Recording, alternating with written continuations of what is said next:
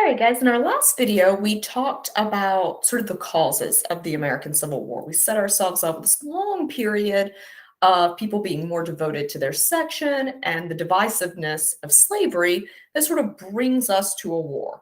So in April of 1861, fighting actually breaks out after Union soldiers attempt to resupply a fort off the coast of Charleston, Fort Sumter, which you can visit today. It is still there and it is a historic site. This leads us into a period of bloody conflict in America, a period in which the country is divided against itself, with the South acting as a confederacy and the North remaining the United States. Now, there are some slave states that do not leave the Union, and this is an important thing to keep in mind. Missouri, Kentucky, West Virginia, which becomes a state during this period, Maryland, and Delaware all still allow slavery. They are slave states, but they choose to not join the seceding Confederate States. So this is not just a conflict between free states and slave states, because there are some slave states that choose to stay in the Union. It's also important to remember that at the onset of this war, it was really anyone's game. It's easy for us to look back and go, well, the North was always going to win. But that's not necessarily true. In fact, for the first half of the war, really up until around 1863, the North was losing. The North was losing the conflict, and it was not a popular conflict in the North.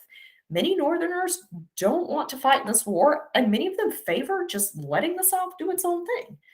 So it'll be important to take a few moments and take a look at what advantages and disadvantages both sides have. In the North, one of its big advantages is its superior population. The North has a much higher population than the South, partially because of all of those immigrants that have come into the country during its Industrial Revolution. It is estimated that about 70% of eligible men in the North never had to serve in the military. They weren't needed. So the North has a superior population to provide a military for. It doesn't hurt as much if soldiers get killed, because there are plenty more to replace them in the North. The North also has an industrial economy. The North has factories to make things that you need in war, things like uniforms, ammunition. All of those things can be quickly and efficiently made in the North. The North also has an established transportation system. The vast majority of the railway lines in the United States are in the North at this point. Railways are a game changer for the military. It means the North can move their troops efficiently, and that their troops arrive on the battlefield fresh because they haven't hiked for miles and miles to get there. And having rested troops is actually a very good thing, I think we would all argue. They can also move supplies much more efficiently. So Union soldiers tend to be much better supplied than their Confederate counterparts, both because the North has the ability to make these goods, but also they can transport them to the front very quickly. The North also has the advantage of having an established operating government. So the North has a government in place. It has a constitution that was put in place in the 1780s. So there is a functioning government already in the North that is fully established and working during this period and continues to work through the Civil War. But there are also some disadvantages that the North has, some that are actually kind of important. Although its economy is useful in providing goods, it's also kind of a problem for the North, because in an industrial capitalist society, people don't just make goods for the government out of the goodness of their own heart. They want to be paid for these items. So a factory that is making uniforms wants to be paid for those uniforms. And the North frequently faces price gouging, people hiking up the price because they know the government will pay it. Another major problem that afflicted the North was people selling substandard goods to the military to maximize their profits. So there are lots of complaints, particularly about shoes, that a soldier would get his boots and he would begin walking, and by the end of the day, his boots had fallen apart. And now he needs more. Or the sleeve on his uniform falls off after a few weeks of use, normal usage, because the items being sold weren't good. There were manufacturers purposefully selling defective goods to the government. And in more recent years, we've seen this happen again in the war in Afghanistan when substandard flak jackets were sold to the military and substandard ear pieces were sold. And we now have soldiers who were injured as a result of using those or lost their hearing. So this is actually still a problem we face as an industrial country. Some people will take advantage of the government in a time of war because they just want to make money. And during the Civil War, the North struggles to get a handle on that and to make laws to prevent that from happening. Another problem the North is going to have is with its military leadership. Early in the war, the North's major leading generals are a revolving door. Lincoln cannot seem to find a general who wants to fight. Most of them seem to suffer from this weird delusion that the South was hiding some sort of massive army. Most reports from early in the war make the Southern or Confederate Army 3 times the size that it ever was. And we don't really know why. We don't know why Northern generals were consistently convinced that the Southern Army was vastly superior to theirs in numbers, because it never was. It was never as big as many of these generals reported it being when they would frequently flee the field of battle. We don't know why that kept happening. It will actually be very late in the war before Lincoln settles on Ulysses S. Grant as a successful general. And this is a real problem for the North. It's one of the main reasons they spend about half the war losing. It's because they can't get a general in place who will actually engage the South in battle without fleeing and arguing that there was this massive army hiding somewhere in the woods that everyone knew was there but wasn't really there. Another problem the North suffers from early on is they don't really know why they're fighting this war. And it's not particularly popular among people. So attitudes in the North are confused. Some people, one historian posited that if you polled 10 people in the North about why this war was happening, they would give you 10 different answers. Nobody in the North seemed to know why. And if you want to get people unified, you need to have a cause. You need to have a reason why you're fighting this war. And so some people say, well, we're fighting this war to end slavery. But that doesn't appeal to everyone, especially working class people and immigrants who fear that if slavery ends in the South, all of these newly freed slaves will come to the North and they'll be willing to work for less. And so they will displace all of these poor white workers who can't afford to work for less. Other Northerners say we're fighting to keep the Union together. But then some say, well, why bother? If these states don't want to be part of our Union anymore, why should we care? And so the inability of the North to fully articulate why it's fighting a war continues to be a problem. One which ends with the North having to create a draft, essentially, to get men into the military. And this draft did prey heavily on the poor and on immigrants. So literally, ships of immigrants, German and Irish immigrants, would arrive, and the military would go on board and they would pick out the men who looked the healthiest, and they would immediately take them into the army, whether they wanted to be or not. This actually causes a huge set of draft riots within New York City that virtually destroys Fifth Avenue and ends in many deaths. So definitely the North is suffering from some serious advantages. When we look to the South, though, the South also has advantages and disadvantages. One of the advantages of the South is that all the battles were pretty much fought in the South, which means the Southerners know their land. They have home field advantage. They know where the swamps are. They know how hot it gets in the summer. They are used to the diseases. The South has a disease problem, a mosquito-borne disease problem. You all live in the South. You know about mosquitoes. They're a whole thing. During this period, mosquitoes carried diseases like malaria, yellow fever. We even have dengue coming into some parts of America. Now, the mosquitoes that carried those diseases have been eradicated, so that's why we no longer have them in this country. But at the time this was occurring, we didn't even know the mosquitoes were causing the disease. But most Southerners had a little bit of a tolerance to these diseases because they've been exposed to them their whole lives. Northerners have no tolerance to this. Yellow fever, malaria, things that don't usually go in the North because it's not as hot up there and mosquitoes don't live as long. Also, Southerners are used to the heat. Let's face it, it's hot and it's humid down here. Northerners come marching down to the South wearing wool, heavy wool.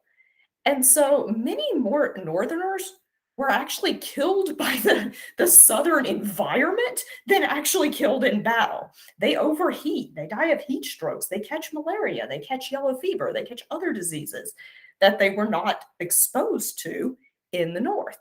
And so not only do Southerners know the land, they're used to the hardships of the land of the South. So the land, knowing the land and having this home field advantage is actually a huge advantage for the South.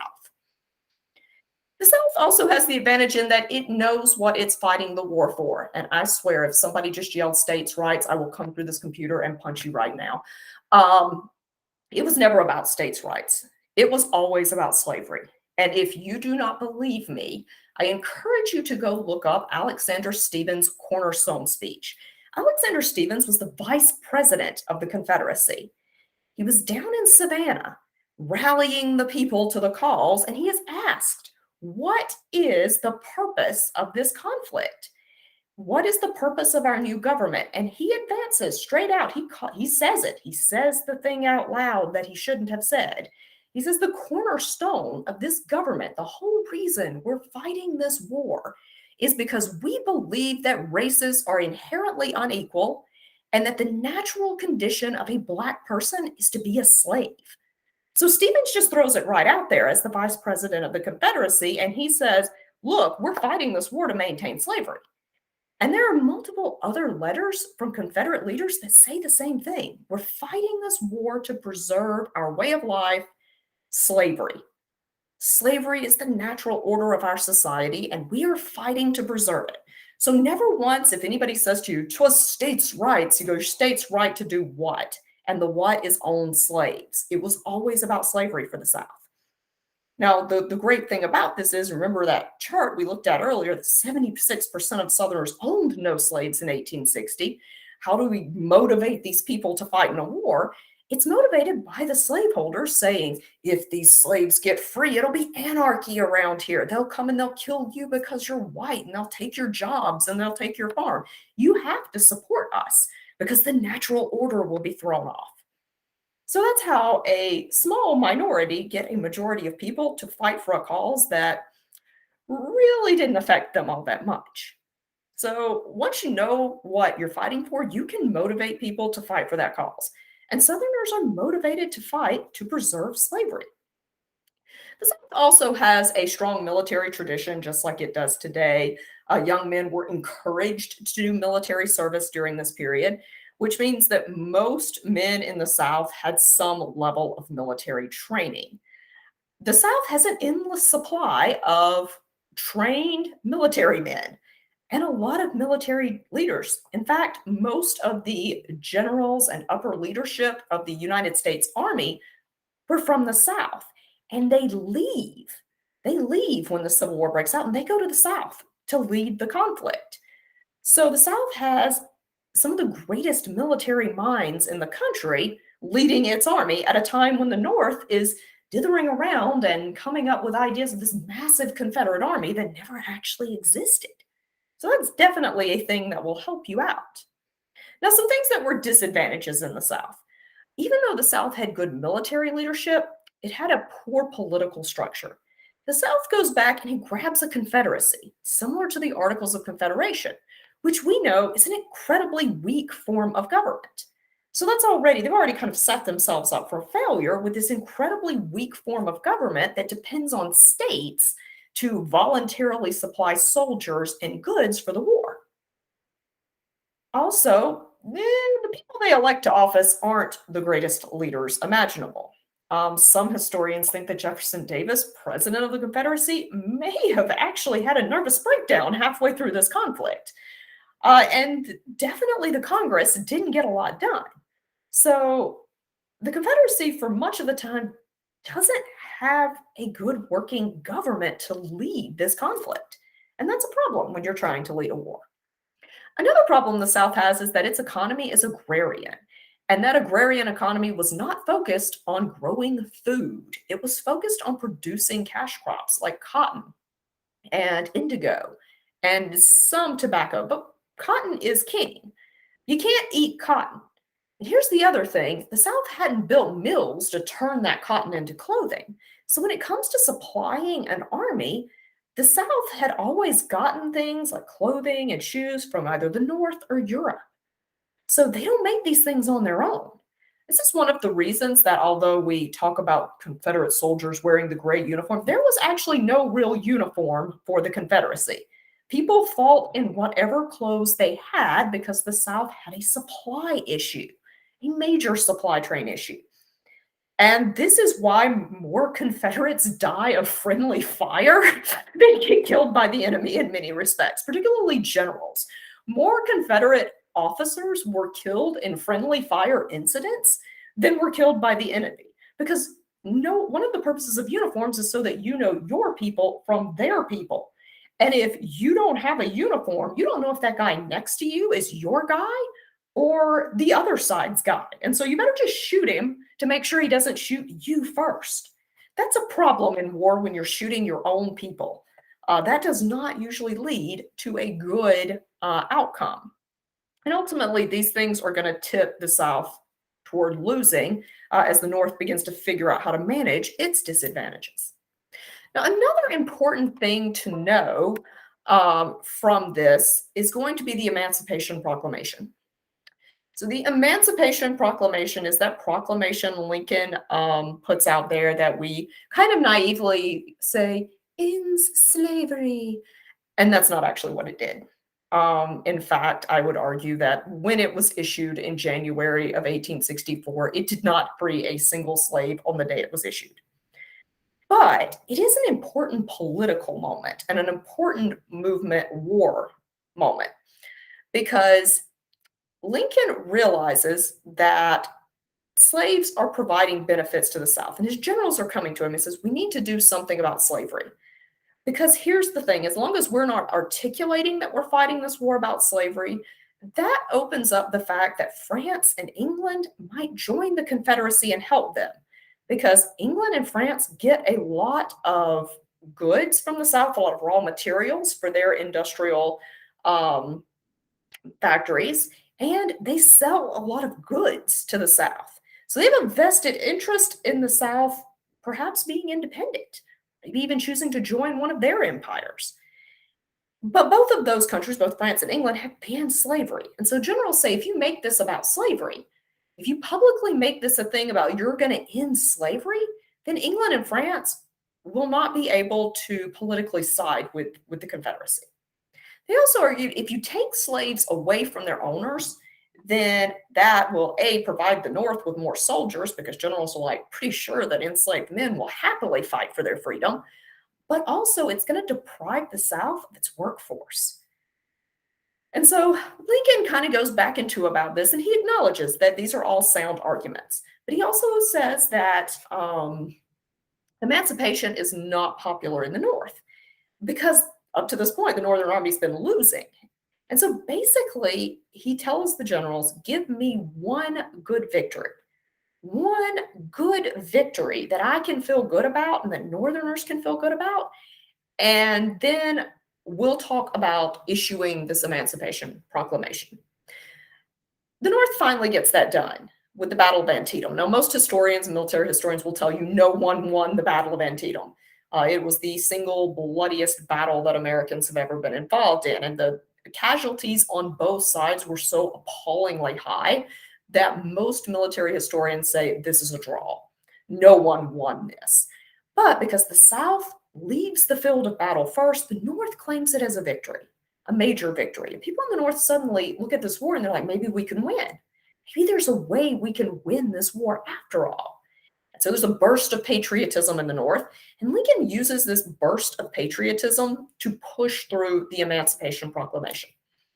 So this emancipation ends slavery, but it only ends slavery in the states that are in active rebellion against the Union. That means that it actually does not end slavery in Missouri, Kentucky, West Virginia, Maryland, or Delaware. Those states have remained in the Union, so the Emancipation Proclamation does not affect them.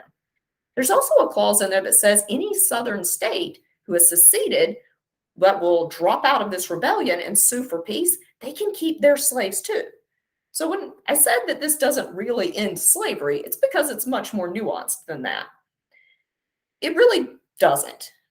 It does not end slavery in the border states, and no slave owner in the Confederacy went popping down to their slave quarters on January 1st and were like, oh, well, the president of the country that I no longer acknowledge as my own has said you guys are free, so I guess you better go. No one did that. So when this thing went into effect, it freed no one. But what it does is it becomes a tool. First and foremost, it does scare England and France off of an alliance with the Confederacy because they don't want to get involved in fighting a war for slavery when they've already banned it in their countries. Next, Union generals carry a copy of this with them. As they push into the South, whenever they arrive at a plantation, they go out into the slave quarters and they read it. And they tell the slaves they're free. They're free to leave if they want. And they even offer food for these slaves. They also offer the chance for the men to take up arms and help the army. And many slaves jump at this opportunity, quite frankly. It's a chance of freedom and a chance to fight for their freedom and to perhaps get back at the people who have been wronging them for many years. So it becomes a military tool that does, as Union generals predicted, slowly deprive the South of its labor force. But it does not end slavery, nor does it even set a precedence that slavery will end all over the country after this war. In fact, no one's really sure whether slavery will be permanently ended after this conflict. Now, most likely Lincoln had some ideas about this, and it does appear likely that Lincoln was moving towards banning slavery. He makes some indications that this is probably the fact as the war winds down. Unfortunately, Lincoln's ideas for what is going to happen to reconstruct this country never take effect. It's just a short time after the South surrenders and the Civil War ends, he's assassinated while watching a play at Ford's Theater. And this means that the reconstruction of this country is left to an entirely different group of people. And we'll talk more about Reconstruction in our next video.